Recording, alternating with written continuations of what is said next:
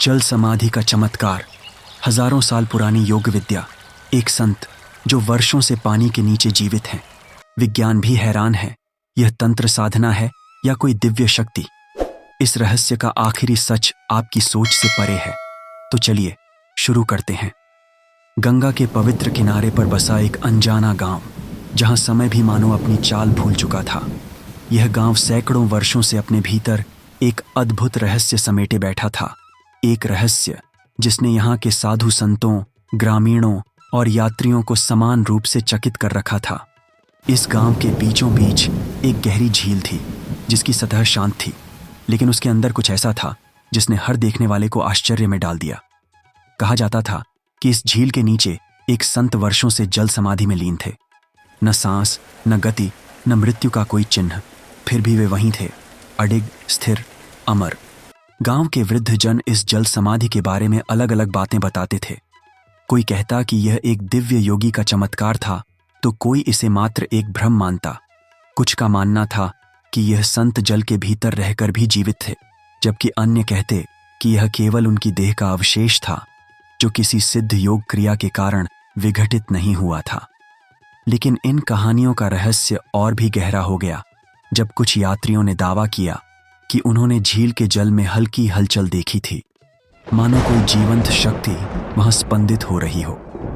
यही रहस्य था जिसने दो व्यक्तियों को इस गांव तक खींच लाया, डॉक्टर अजय मेहरा और स्वामी वेदानंद।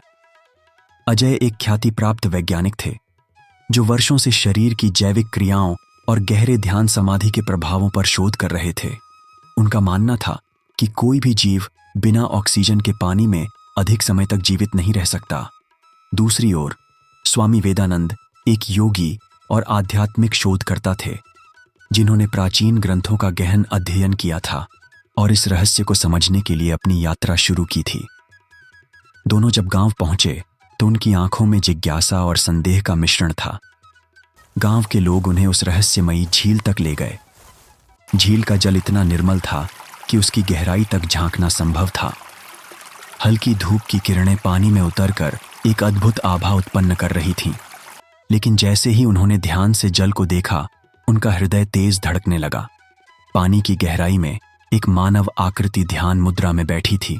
उसकी आंखें बंद थीं, शरीर स्थिर था और उसके चारों ओर जल का प्रवाह मानो थम गया था।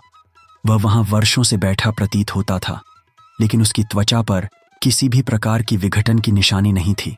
यह दृश्य उनके पूरे वैज्ञानिक और आध्यात्मिक ज्ञान को चुनौती दे रहा था।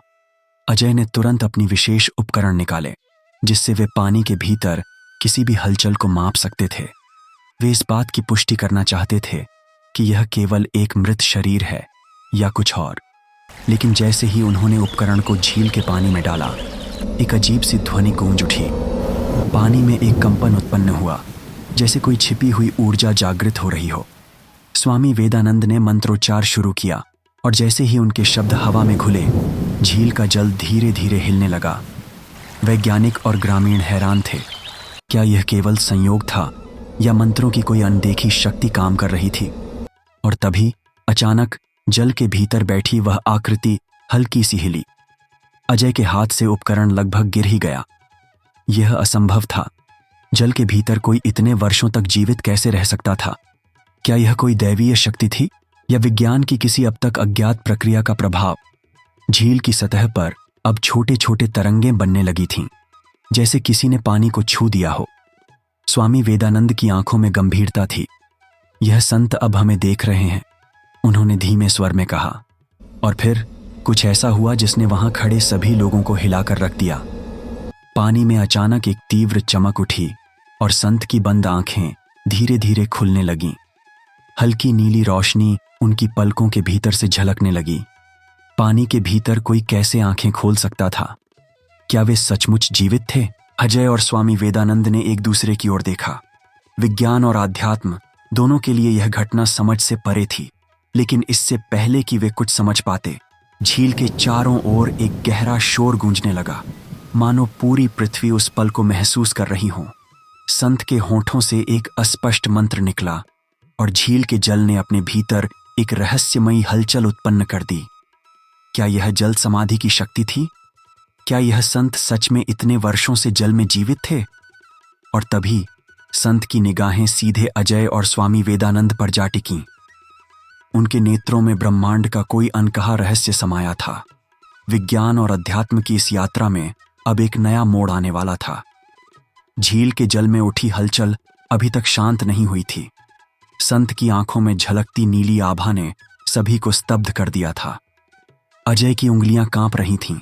उनका वैज्ञानिक मस्तिष्क इस रहस्य को स्वीकार करने को तैयार नहीं था। स्वामी वेदानंद के होंठों पर एक गहरी मुस्कान थी, मानो वे पहले से ही इस सत्य को जानते थे। गांव के लोग भय और श्रद्धा के मिले जुले भाव से स्तब्ध खड़े थे।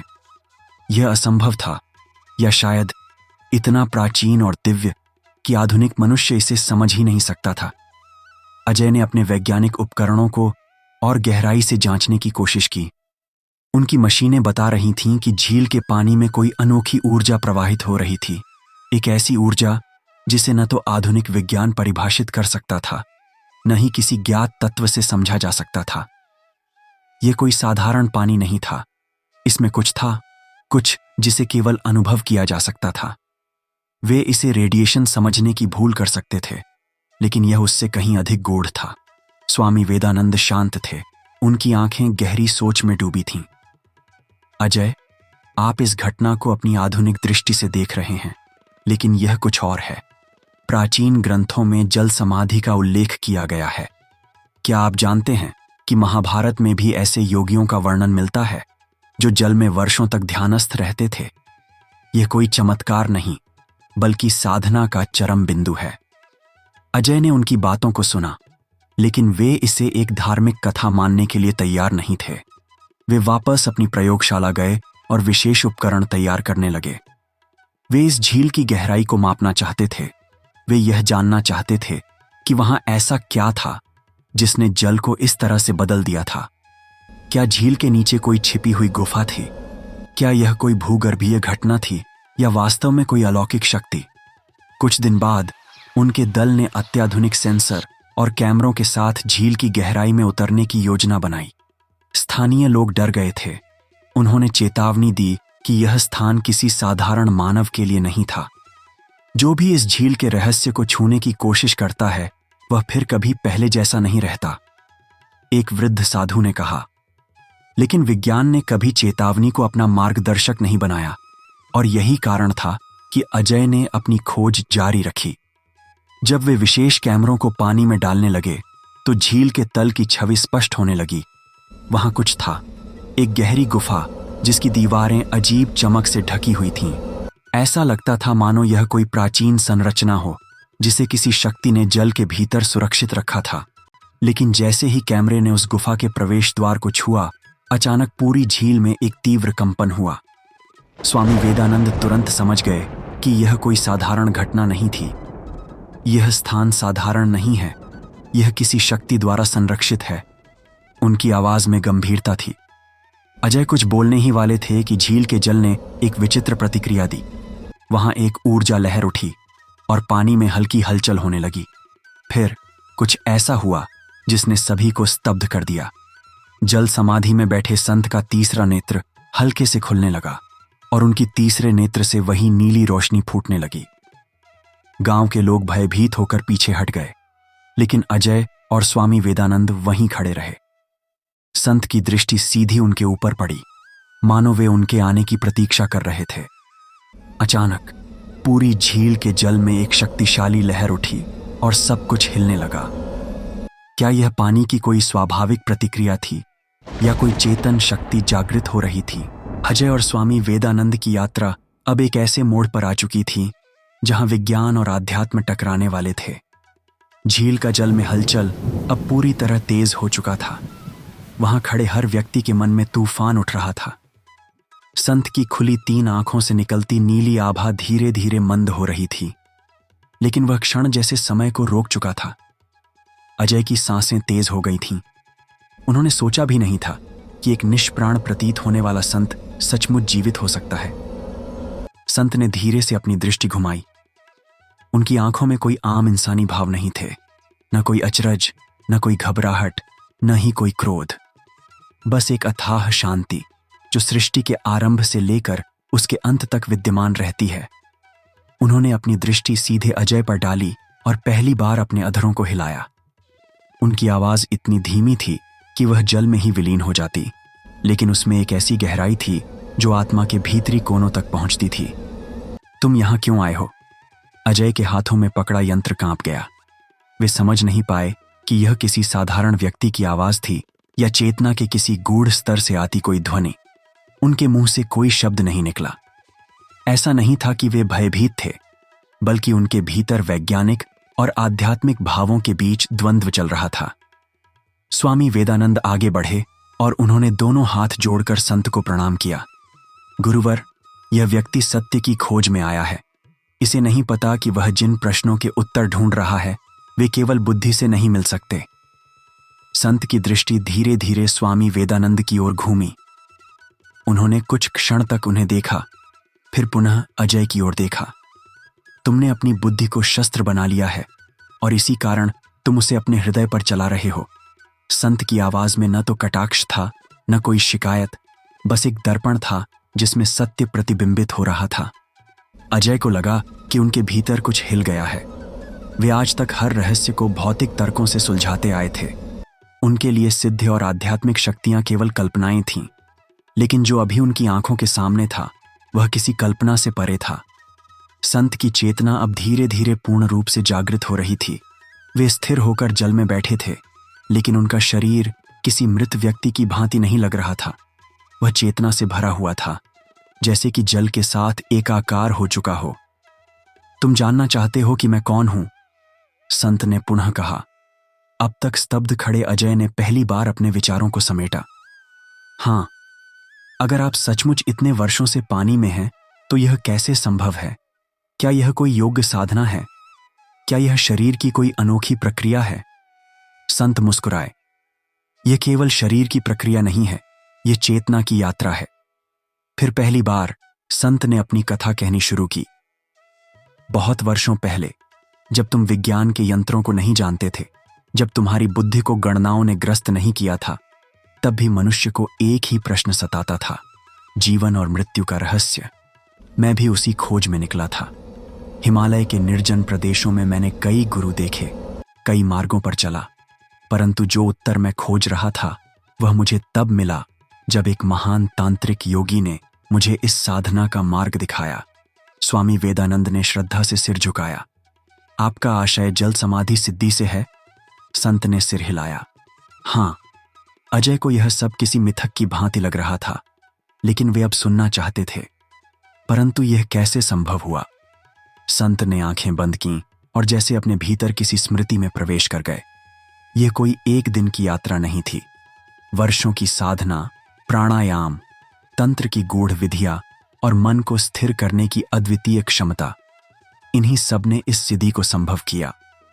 तुम विज्ञान की भाषा में पूछोगे तो कह सकते हो कि यह शरीर की हर कोशिका को इस प्रकार प्रशिक्षित करना है कि उसे बाहरी ऑक्सीजन की आवश्यकता न रहे। प्राणायाम के द्वारा यह संभव है कि शरीर अपने भीतर ही ऊर्जा उत्पन्न करे और उसे संचय करे। पर यह केवल शरीर तक सीमित नहीं है, मन को भी स्थिर करना पड़ता है ताकि वह किसी बाहरी तत्व के प्रभाव में न आए। अजय यह सब समझने की कोशिश कर रहे थे, लेकिन विज्ञान कहता है कि बिना ऑक्सीजन के कुछ मिनटों में ही मस्तिष्क काम करना बंद कर देता है। फिर संत ने धीरे से मुस्कुराया। विज्ञान अभी अपने बचपन में है। वह जो नहीं समझ सकता उसे असंभव मान लेता है, लेकिन योगियों ने इस शरीर की सीमाओं को समझा और उन्हें पार किया। अजय चुप हो गए। पहली बार उन्हें यह स्वीकार करना पड़ा कि शायद इस दुनिया में कुछ ऐसा था जो उनकी समझ से परे था, लेकिन यह सिर्फ शुरुआत थी। संत की कथा अभी पूरी नहीं हुई थी। उन्होंने अपनी आंखें खोलकर गहरी सांस ली और कहा, परंतु जो तुमने अब तक सुना वह केवल बाहरी सतह है।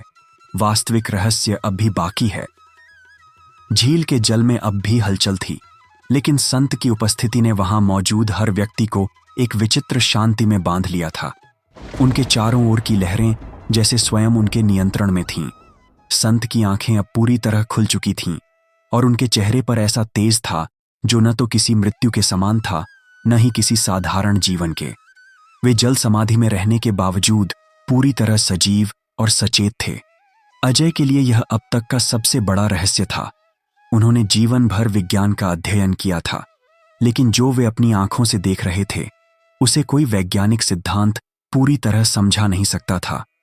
संत ने धीरे धीरे अपना दाहिना हाथ उठाया और पानी में एक वृत्त बनाया। जल में एक हल्की चमक उठी, जैसे किसी अदृश्य शक्ति ने उसे छू लिया हो। तुम यह जानना चाहते हो कि यह संभव कैसे हुआ? संत की आवाज गहरी थी, मानो कोई महासागर बोल रहा हो। अजय ने सिर हिलाया। हाँ, मैं यह समझना चाहता हूं कि आपका शरीर कैसे जीवित रहा। क्या यह कोई जैविक प्रक्रिया है या कोई आध्यात्मिक शक्ति? संत ने गहरी सांस ली। जो तुम्हें विज्ञान के नाम पर बताया गया है वह सत्य का केवल एक अंश है। मनुष्य का शरीर केवल मांस और हड्डियों का पिंजरा नहीं है, यह ऊर्जा और चेतना का एक केंद्र है। जब चेतना पूर्ण नियंत्रण में आ जाती है तो शरीर की सीमाएं समाप्त हो जाती हैं। जल समाधि इसका एक उदाहरण है। अजय को यह बात अजीब लगी, पर विज्ञान कहता है कि शरीर बिना ऑक्सीजन के जीवित नहीं रह सकता। संत मुस्कुराए। विज्ञान यह भी कहता था कि मनुष्य उड़ नहीं सकता, लेकिन आज तुम आकाश में उड़ते हो। विज्ञान हर बार अपनी सीमाएं बढ़ाता है, लेकिन योग हजारों वर्षों से इन सीमाओं से परे चला गया है। मैं तुम्हें एक सिद्धांत बता सकता हूं जिसे तुम अपने विज्ञान की भाषा में समझ सकते हो। अजय ने ध्यान से सुना। विज्ञान इसे कोल्ड स्टेसिस कहता है, एक अवस्था जिसमें शरीर की जैविक गतिविधियां अत्यंत धीमी हो जाती हैं, लगभग रुक जाती हैं। लेकिन यह प्रक्रिया प्राकृतिक रूप से नहीं होती, इसे साधना द्वारा प्राप्त किया जाता है। जब प्राणायाम और मन की एकाग्रता के माध्यम से चेतना को नियंत्रित किया जाता है तो शरीर को बाहरी तत्वों की आवश्यकता नहीं रहती। यह ऊर्जा को भीतर ही संचित करता है और उसे लंबे समय तक बनाए रखता है। स्वामी वेदानंद ने सिर झुकाया। यह प्राचीन सिद्धियां हैं जिन्हें केवल गिने चुने योगी ही प्राप्त कर सकते हैं। अजय अभी भी संशय में थे। लेकिन जब आप जल समाधि में गए तब आपकी आत्मा कहां थी? संत कुछ क्षण मौन रहे, फिर बोले, यह शरीर केवल एक माध्यम है। जब साधक जल समाधि में जाता है तो उसकी आत्मा एक उच्चतर चेतना में प्रविष्ट हो जाती है। यह एक ऐसी अवस्था होती है जहां आत्मा अपने भौतिक शरीर से परे जाकर ब्रह्मांडीय ऊर्जा में विलीन हो सकती है। इसे तुम सूक्ष्म यात्रा कह सकते हो। अजय की आंखों में जिज्ञासा और बढ़ गई। तो क्या आप कह रहे हैं कि आप इन वर्षों में कहीं और थे? हाँ, संत ने कहा, मैं वहां था जहां समय और स्थान का कोई बंधन नहीं है। अब तक वहां उपस्थित हर व्यक्ति स्तब्ध हो चुका था। यह केवल एक संत की बात नहीं थी, यह संपूर्ण अस्तित्व के एक अनदेखे सत्य का उद्घाटन था। लेकिन यह विधा आज क्यों लुप्त हो गई? अजय ने पूछा। संत की आंखों में एक गहरी उदासी झलक उठी। क्योंकि मनुष्य ने विश्वास करना छोड़ दिया। उसने अपने भीतर देखने के बजाय बाहरी संसार को ही सत्य मान लिया। योग और तंत्र केवल शक्ति प्राप्त करने के लिए नहीं हैं, वे आत्मा की यात्रा के साधन हैं। लेकिन जब लोग केवल शक्ति चाहते हैं और ज्ञान नहीं, तब ये विधाएं धीरे धीरे विलुप्त हो जाती हैं। अजय इस बात पर कुछ कहने ही वाले थे कि अचानक जल में एक तीव्र हलचल हुई। संत ने धीरे से अपनी दोनों हथेलियां ऊपर उठाईं और पूरा वातावरण ऊर्जा से भर उठा। ऐसा प्रतीत हो रहा था जैसे प्रकृति स्वयं किसी परिवर्तन की साक्षी बन रही हो। संत ने अपनी आंखें बंद कीं और गहरी सांस ली। फिर उन्होंने धीरे से कहा, अब समय आ गया है कि मैं इस जल से बाहर आऊं। और उस क्षण पूरा वातावरण एक अदृश्य ऊर्जा से कंपन करने लगा। झील का जल चमकने लगा और वहां उपस्थित सभी लोगों ने पहली बार एक वास्तविक चमत्कार को अपनी आंखों से देखा। अजय, स्वामी वेदानंद और अन्य श्रद्धालु स्तब्ध थे। कुछ क्षणों के लिए समय ठहर सा गया था। फिर अचानक जल धीरे धीरे ऊपर उठने लगा, जैसे कोई अदृश्य शक्ति उसे नियंत्रित कर रही हो। संत के शरीर में हलचल हुई और वे धीरे धीरे जल के ऊपर उठने लगे। उनके चारों ओर जल की बूंदें चमक रही थीं, मानो कोई दैवीय आभा उन्हें घेरे हुए हों। अजय की सांसें रुक गईं। यह दृश्य किसी वैज्ञानिक चमत्कार से कम नहीं था। क्या यह योग शक्ति थी? क्या यह कोई अनदेखा प्राकृतिक नियम था जिसे अब तक विज्ञान नहीं समझ पाया था? संत अब पूरी तरह से जल के ऊपर खड़े थे। उनका शरीर सामान्य मनुष्यों की तरह था, लेकिन उनकी आभा असामान्य थी। उनके कपड़े वैसे ही थे जैसे वे वर्षों पहले जल समाधि में गए थे। उनकी त्वचा पर पानी की एक भी बूंद नहीं थी। यह सब देख श्रद्धालु अपने घुटनों पर बैठ गए। स्वामी वेदानंद ने अपनी आंखें नम कर लीं। स्वागत है प्रभु, एक वृद्ध साधु ने कांपती आवाज में कहा। संत ने अपनी आंखें खोलीं और चारों ओर देखा। उनकी दृष्टि किसी साधारण व्यक्ति की नहीं थी, वह किसी अज्ञात लोक से लौटी चेतना थी। फिर उन्होंने अजय की ओर देखा। अब भी संदेह है? उनकी आवाज गूंज उठी। अजय ने कुछ कहने के लिए होंठ खोले, लेकिन शब्द उनके गले में अटक गए। विज्ञान ने उन्हें हमेशा प्रमाण खोजने का पाठ पढ़ाया था, लेकिन आज वे ऐसे रहस्य के सामने थे जिसका कोई गणितीय समीकरण नहीं था। संत धीरे धीरे आगे बढ़े। उनके कदम जमीन को छूते ही हल्की कंपन महसूस हुई, जैसे धरती स्वयं उन्हें पहचान रही हो। कुछ श्रद्धालु उनके चरण स्पर्श करने के लिए आगे बढ़े, लेकिन संत ने अपना हाथ उठा दिया। यह मेरा अंतिम आगमन है, संत बोले। हर कोई अचरज में पड़ गया। क्या मतलब गुरुदेव? स्वामी वेदानंद ने पूछा। मैं यहां केवल सत्य प्रकट करने के लिए आया था, लेकिन अब समय आ गया है कि मैं इस संसार को छोड़ दूं। श्रद्धालुओं के चेहरे पर चिंता उभर आई। लेकिन प्रभु, आप यहां आ गए हैं तो कृपा करें, हमें मार्गदर्शन दें, एक युवा सन्यासी ने आग्रह किया। संत मुस्कुराए। मार्गदर्शन बाहर से नहीं, भीतर से प्राप्त होता है। मैं तुम्हें केवल याद दिला सकता हूं कि तुम कौन हो। योग, ध्यान और तप से जो कुछ प्राप्त किया जा सकता है, वह शब्दों से नहीं सिखाया जा सकता। अजय ने आगे बढ़कर पूछा, क्या आप इस रहस्य को विज्ञान के सामने प्रकट नहीं करेंगे? संत ने उनकी ओर देखा और कहा, विज्ञान और योग एक ही सत्य के दो पहलू हैं। जब तक मनुष्य केवल बाहरी दुनिया को देखने में लगा रहेगा, तब तक यह रहस्य उसके लिए एक पहेली बना रहेगा। जब वह भीतर देखने की कला सीख जाएगा, तब यह रहस्य स्वतः प्रकट हो जाएगा। अजय कुछ कहने ही वाले थे कि संत ने अपनी आंखें बंद कीं। अचानक चारों ओर एक दिव्य प्रकाश फैल गया। संत की देह से एक अद्भुत ऊर्जा निकलने लगी। जलाशय फिर से हलचल में आ गया, लेकिन इस बार लहरें शांत थीं, जैसे वे किसी दिव्य आदेश का पालन कर रही हों। संत ने धीरे से कहा, अब मुझे जाना होगा। और उसी क्षण उनका शरीर हल्का होने लगा। वे धीरे धीरे पुनः जल में समाने लगे। लोग उनकी ओर दौड़ने लगे, लेकिन स्वामी वेदानंद ने हाथ उठाकर उन्हें रोक दिया। यह उनकी इच्छा है, उन्होंने कहा। संत का शरीर जल में विलीन होने लगा। जल का रंग हल्का स्वर्णिम हो गया। कुछ ही क्षणों में वे पूरी तरह अदृश्य हो गए, जैसे वे कभी यहां थे ही नहीं। झील फिर से स्थिर हो गई, लेकिन वहां मौजूद हर व्यक्ति जानता था कि वे कुछ अलौकिक देख चुके हैं। अजय ने लंबी सांस ली। क्या यह सत्य था या मैं कोई सपना देख रहा था? स्वामी वेदानंद मुस्कुराए। जो सत्य है वह सिद्ध करने की आवश्यकता नहीं होती, यह केवल अनुभव किया जाता है। अजय ने गहरी सोच में डूबे हुए जल की ओर देखा। उनके मन में एक नया प्रश्न उठ रहा था। क्या केवल यही एक संत थे, या इस धरती पर कहीं और भी कोई जल समाधि में बैठा हुआ है? कहानी समाप्त हुई, लेकिन प्रश्न अब भी जीवित है।